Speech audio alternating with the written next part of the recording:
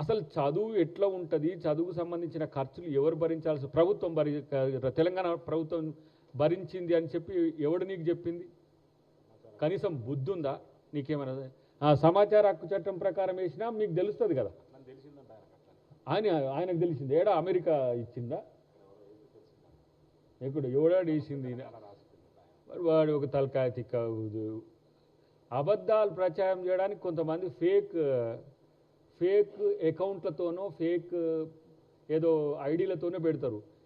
ఇప్పుడు ఈ రాసేటోళ్ళంతా, ఇప్పుడు ఈ నమస్తే తెలంగాణ కానీ టీ న్యూస్ కానీ వీళ్ళంతా డైరెక్ట్గా వీళ్ళే అబద్ధాలను ప్రచారం చేయడానికి ఒక ప్రాపగండా దానిగా ఈరోజు ఎదిగిన పరిస్థితి ఉన్నది. కాబట్టి హరీష్ రావు ఇవన్నీ పిచ్చి శకలు మాను.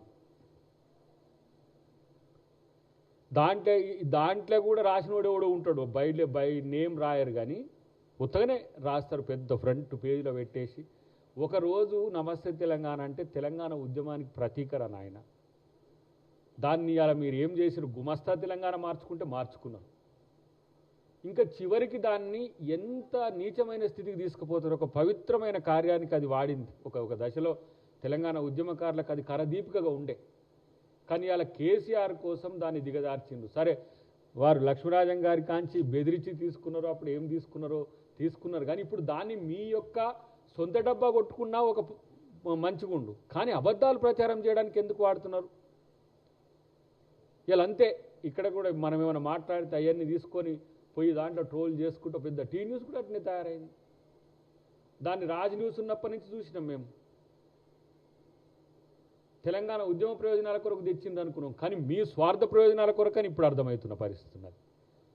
అబద్ధాలు ప్రచారం చేస్తే ఇలా ప్రజలు నమ్ముతారు అనుకుంటే హరీష్ రావు నీలాంటి పిచ్చి అబద్ధాలను ఎవరు నమ్మడు. బండకేసి బాధినా మీకు ఇంకా సిగ్గు రావట్లే. ముఖ్యమంత్రిని అనే, నిజంగా నేను ఒక మాట అంటున్నా, ట్రోల్ చేసుకుంటారు కదా మీరు, ముఖ్యమంత్రిలాగా నిజాయితీగా ఉండే ఒక ప్రయత్నం మీరు చేయండి. కనీసం భవిష్యత్తు అయినా మీకు బాగుంటుందేమో. ఆడిపోతాడు, మూసీకాడికి పోతాడు. మూసీకాడ చట్టాలన్నీ చేసింది కూడా కేటీఆర్ అనే దరిద్రుడే. మూసీకాడ టైటిల్ లేకుండా ఎలాంటి పర్మిషన్స్ ఉన్నా అది ప్రభుత్వం తీసుకోవచ్చని చట్టం చేసిందే కేటీఆర్ అనేటోడు. పోయి మళ్ళీ మూసీలో ముక్కు పెట్టి మునుసుకుతా ఉన్నాడు. అక్కడ పోయి మూసీలో మేము బాగు చేస్తామని. నీ 6 మీటింగ్ల యొక్క మినిట్స్ను బేస్ చేసుకొని ఇంకా ప్రజలకు నష్టం జరగకుండా మీ దగ్గరికి వచ్చిన వాళ్ళే చెప్తున్నారు కదా, మాకు డబుల్ బెడ్రూమ్ ఇల్లు ఇచ్చిండ్రు కానీ మేము అక్కడనే ఉంటాం సార్ మేమని చెప్పి. ఎక్కడి నుంచి ఈరోజు ఇట్లాంటి కుట్రలు వస్తున్నాయి మీకు?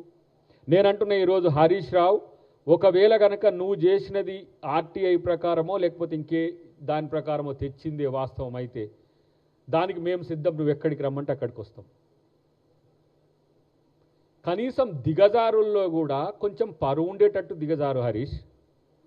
ఎవడో చెప్పిన దాన్ని ఇష్టం వచ్చినట్టుగా మాట్లాడితే నిజంగానే భవిష్యత్తులో మిమ్మల్ని, అంటే కాంగ్రెస్ ఎట్లా ఉంటుందంటే ప్రభుత్వం వచ్చినప్పుడు సమాధానపూర్వకంగా ఉంటుంది, మీలాగా బరి తెగించి ఉండదు. మీ 3-4 ఉండి ముఖ్యమంత్రి తర్వాత ముఖ్యమంత్రులాగా చలామణి అయ్యి మీరు చేసినట్టుగా ఉండదు. కాంగ్రెస్ పార్టీ వస్తే ప్రతి దానికి సమాధానం చెప్పే విధంగా ఉంటుంది. ఇలా మళ్ళా విద్యార్థులు మేము చదువుకుంటామంటే వాళ్ళని అరెస్ట్ చేస్తుండ్రు, లేకపోతే అశోక్ నగర్కి పోతే చేస్తుండ్రని. నిజంగా సిగ్గు లజ్జ ఉండే మాట్లాడుతుండ్రా? ఇలాంటి మాటలు ఆలోచించండి. 60,000 పైచిలికి అలా ఉద్యోగాలు వేస్తే కాంగ్రెస్ వేయలే, ఆ పాత నోటిఫికేషన్లే అంటారు. మరి ఆ పాత నోటిఫికేషన్లు ఎందుకు మరి అక్కడ పనిచేసే ఒక టెంపరీ ఉద్యోగికి ఇచ్చి మొత్తం దాన్ని పప్పు పొట్లాల లెక్క అందరికి పంచిండ్రా? మరి మీరు ఎందుకు చేయలే? వాటిని ఎందుకు ఫుల్ చేయలే?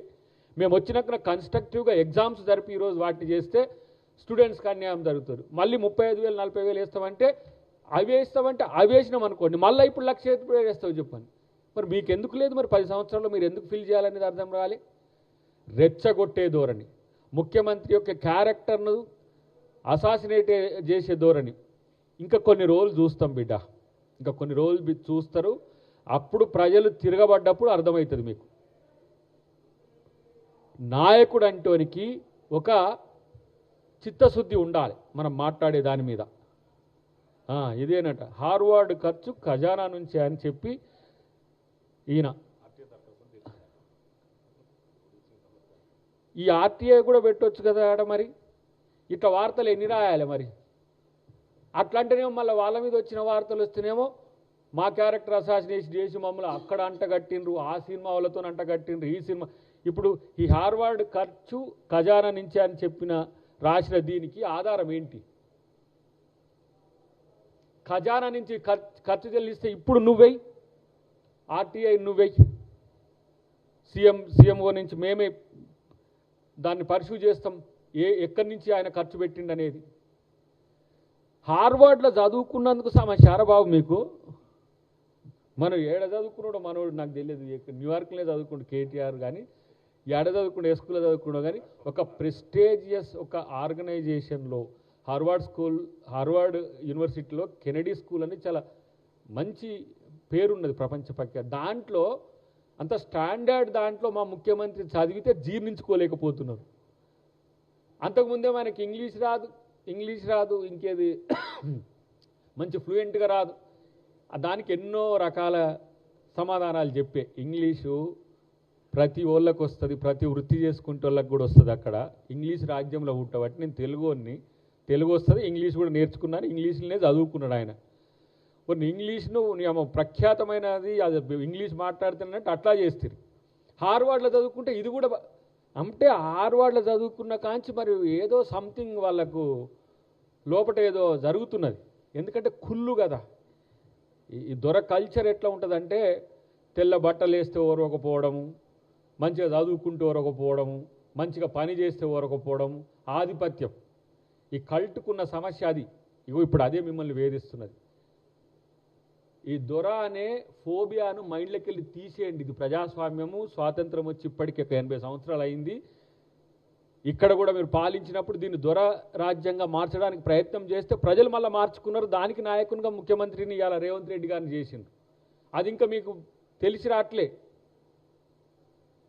కాబట్టి ఈరోజు మేము అంటున్నాం హరీష్ రావు కానీ కేటీఆర్ కానీ ఇప్పుడు వీళ్ళను ఒకటి మాట్లాడితే ఇంకొకళ్ళ గురించి మాట్లాడుతుంది అంటే అంత జెలసియస్ మైండ్ ఎవరు కూడా ఈరోజు వాళ్ళ పార్టీ నుంచి కూడా ఎవరు మాట్లాడడానికి ఎందుకు రావట్లేరంటే మీతోని వాళ్ళకు వచ్చింది ఏం లేదు మీకు సపోర్ట్ చేస్తే వాళ్ళకు వచ్చేది నష్టం తప్పితే ఇంకోటి కాదని ఎవరు పట్టించుకోవట్లే మళ్ళీ మనం ఇప్పుడు కొంచెం ఇట్లాంటి పనికి మాలిన పనులు చేస్తే మనం ఏమైనా తిట్టినాం అనుకోండి ఇక తిడుతుండ్రు చూసినావా కాంగ్రెస్ వాళ్ళు రెచ్చగొట్టడం ఇది ఇచ్చింగ్ చేయడం అన్నమాట ముఖ్యమంత్రి మీ ముందు నుంచే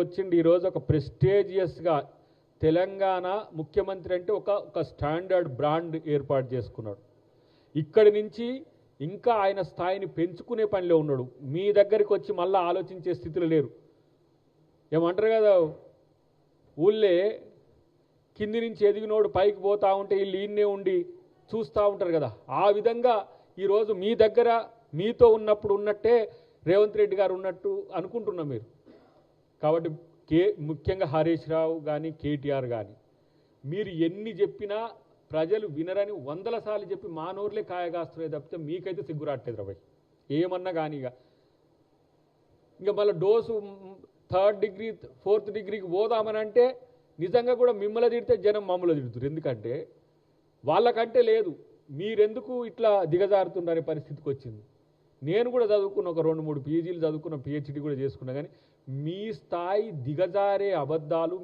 మీ స్థాయి దిగజారే భాషను మాట్లాడాలంటే కూడా మాకు ఆత్మాభిమానం అడ్డం వస్తున్న అబద్ధాలు